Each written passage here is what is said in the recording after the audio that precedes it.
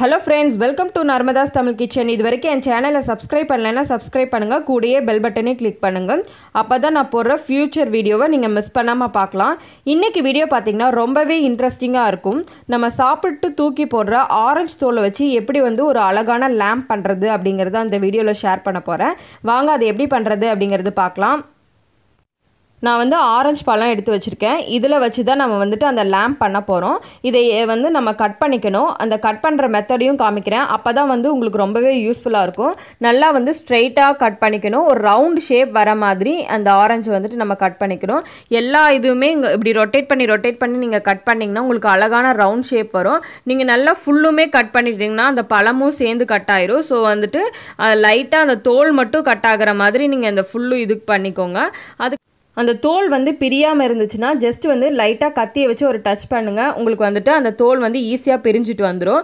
உங்களுக்கு ஈஸியாக ரிமூவ் பண்ணிக்கலாம். பாருங்கள் எவ்வளோ ஈஸியாக அந்த தோல் நம்ம எடுத்துட்டோம். ஷேப்பும் பாருங்கள் நல்லா ரவுண்ட் ஷேப்பில் இருக்குது. அதே மாதிரியே இன்னொரு பழத்தோட இதையும் நம்ம எடுத்துடலாம். பார்த்துட்டிங்கன்னா உங்களுக்கு ரெண்டுமே உங்களுக்கு சூப்பராக ரவுண்ட் ஷேப்பில் நமக்கு கிடைக்கும். நம்ம பார்த்தீங்கன்னா இதில் ஒரு போர்ஷன் மட்டும்தான் நம்ம யூஸ் பண்ண போகிறோம் விளக்கேற்றுறதுக்கு. இன்னொரு போர்ஷன் நம்ம யூஸ் பண்ண போகிறதில்ல. நான் உங்களுக்கு எப்படி ஈஸியா உங்களுக்கு பீல் ஆகி வருது அப்படின்னு. இந்த இது பார்த்துட்டீங்கன்னா இந்த போர்ஷனை நம்ம யூஸ் பண்ண போறது இல்ல. இந்த போர்ஷன் மட்டும் தான் நம்ம யூஸ் பண்ண போறோம். பாருங்க ரெண்டு இது எப்படி ஷேப்பா வந்துருச்சு அப்படின்ட்டு.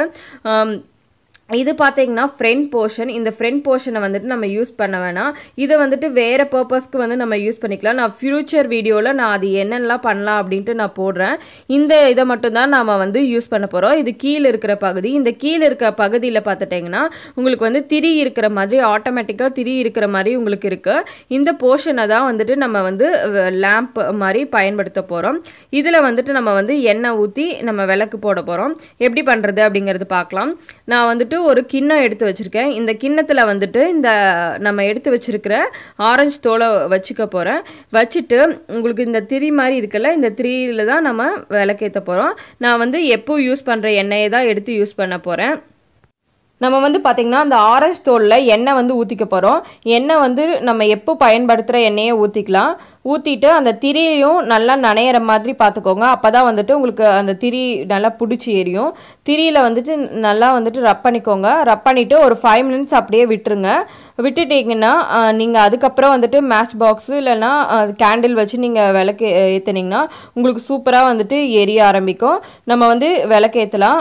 நான் பார்த்திங்கன்னா ஒரு கேண்டில் வச்சு தான் ஏற்ற போகிறேன்.